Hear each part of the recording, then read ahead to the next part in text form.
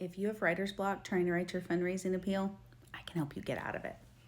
Yes, here are some steps that I have used personally in the past to generate your copy, to at least get a start on your direct mail or your otherwise fundraising appeal. Maybe it's an email, whatever it is, your solicitation, your ask that you have to do. First thing, get yourself a great big whiteboard or use one of the online, Airtable or Canva, with the little post-it notes, whatever it is, whatever works for your brain where you brainstorm. At the top, I want you to write the thing that you're fundraising for.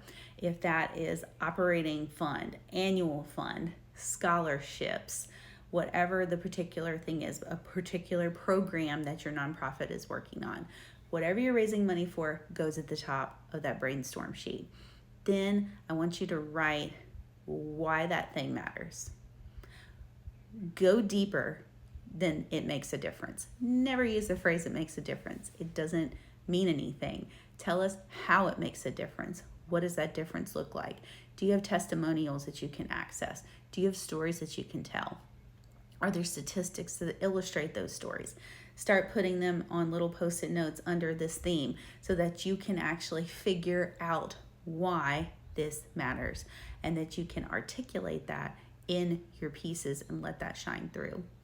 Get as many of them up there as you can, and I promise this will help to sort of snap you out of it. Then you're going to use those to think about who could possibly sign this letter. Could it be a grateful recipient of your program? Could it be one of your administrators or your CEO? Could it be you?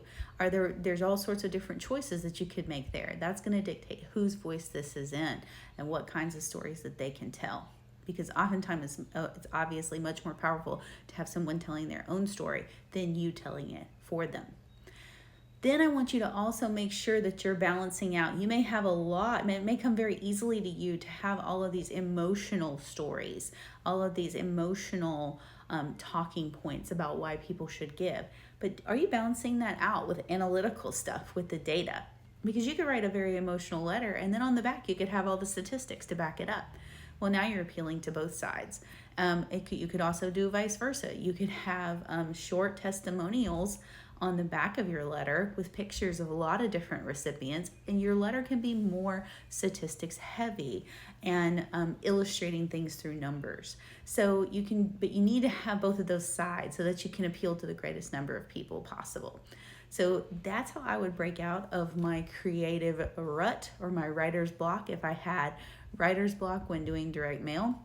And I think there's also some really fun things that you could do with AI to get yourself out of that rut. So you could start to feed it some of these stories, some of the things that are on your big brainstorming board.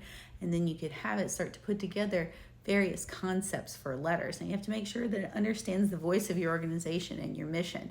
So you got to give it a recipe and ingredients, and then it will be able to actually help you break out of that and at least get words to paper that you can then begin to edit and craft and shape and sculpt into a fantastic appeal.